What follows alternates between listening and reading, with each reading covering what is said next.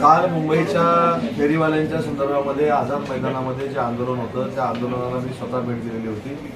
लाडसाहेबांचा देखील त्या आंदोलनाला पाठिंबा होता आणि म्हणून या फेरीवाल्यांच्या नक्की अडीअडचणी काय आहे त्या समजून घेण्यासाठी आज आम्ही विधान भवनामध्ये बैठकीचं आयोजन केलं होतं.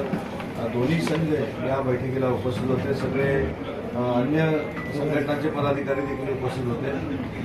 यावर शनिवारपर्यंत एक चांगल्या पद्धतीचा आराखडा स्वतःच फेरीवाल्यांच्या संघटनेने तयार करावा अशा पद्धतीचा निर्णय आजच्या बैठकीमध्ये आपण घेतला आणि पुढच्या आठवड्यामध्ये माननीय राज्याचे उपमुख्यमंत्री आणि नगरविकास मंत्री आदरणीय एकनाथ शिंदे साहेबांच्या अध्यक्षतेखाली फेरीवाल्यांच्या अडचणी सोडवण्यासाठी सकारात्मक बैठक घेण्याचा निर्णय आजच्या बैठकीमध्ये झाला आहे. त्याच्यामुळे फेरीवाल्यांवर अन्याय होणार नाही ही दक्षता नक्की महाराष्ट्र सरकार घेईल. पण हायकोर्टाने जे निर्णय दिलेले आहेत त्याचं पालन देखील शासन म्हणून आम्हाला करावं लागेल आणि त्याच समन्वयासाठी मंगळवारी आम्ही बैठकीचं आयोजन करतोय. मंगळवारी किंवा बुधवारी.